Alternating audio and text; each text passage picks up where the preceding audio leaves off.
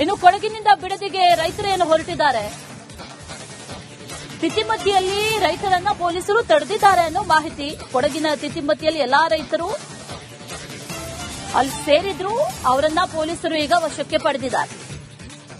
Bidadi to ಬೈಲಮಂಗಲ ಚಲೋ ಹಮ್ಮಿಕೊಂಡಿದ್ರು ಕೊಡಗು ರೈತರು.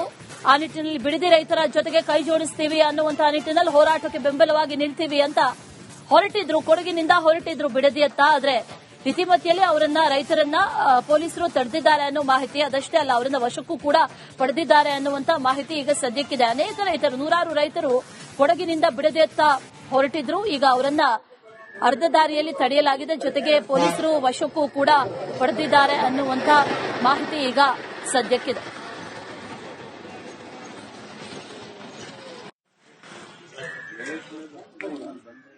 ಇದೇ ವಿಚಾರಕ್ಕೆ ಸಂಬಂಧಪಟ್ಟಂತೆ ಡೀಟೇಲ್ಸ್ ಅನ್ನ ಕೊಡ್ತಾರೆ ನಮ್ಮ ಪ್ರತಿನಿಧಿ ಅನುಕಾರ್ಯಪ್ಪ. ದೂರವಾಣಿ ಸಂಪರ್ಕದಲ್ಲಿ ಜಾಯಿನ್ ಆಗಿದ್ದಾರೆ. ಅನುಕಾರ್ಯಪ್ಪ, ಈಗ ಬಿಡದಿಯತ್ತ ಹೊರಟಿದ್ರು ಅನೇಕ ರೈತರು, ಅವರನ್ನ ಅರ್ಧ ದಾರಿಯಲ್ಲಿ ತಡೆದಿದ್ದಾರೆ ಅನ್ನೋ ಮಾಹಿತಿ.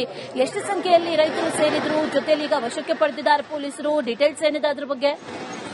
ಅಷ್ಟೇ, ಇವತ್ತು ಬಿಡದಿಯಲ್ಲಿ ಏನು ರೈತರ ಹೋರಾಟ ಆಗ್ತಾ ಇದೆ ಅದಕ್ಕೆ ಬೆಂಬಲ ಸೂಚಿಸಲಿಕ್ಕೆ 5 ಜಿಲ್ಲೆಯಿಂದ, ಕೊಡಗು, ಚಾಮರಾಜನಗರ, ಮಂಡ್ಯ ಸೇರಿದಂತೆ 5 ಜಿಲ್ಲೆಯಿಂದ ರೈತರು ಅಲ್ಲಿ ಮಾತಾಡ್ಕೊಂಡು ಹೊರಟಿರುವಂತದ್ದು.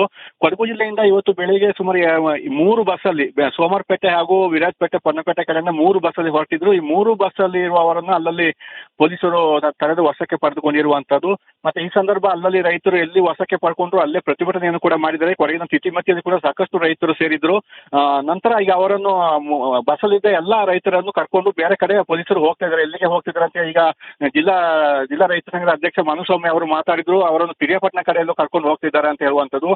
ಜಿಲ್ಲಾ ರೈತ ಸಂಘದ ಅಧ್ಯಕ್ಷ ಮನುಸ್ವಾಮಿ ಸೇರಿದಂತೆ ಅವರೊಂದು ಸ್ವಲ್ಪ ಜನರು, ಒಂದು 4-5 ವಾಹನಗಳಲ್ಲಿ ಅವರು ಮುಂದೆ ಹೋಗಿದ್ದಾರೆ, ಬೆಳಿಗ್ಗೆನೆ ಮುಂದೆ ಹೋಗಿದ್ದಾರೆ. ನಂತರ ಪೊಲೀಸರು ಬಂದು ಇವರನ್ನು ತಡೆ ಮಾಡಿರುವಂತದ್ದು.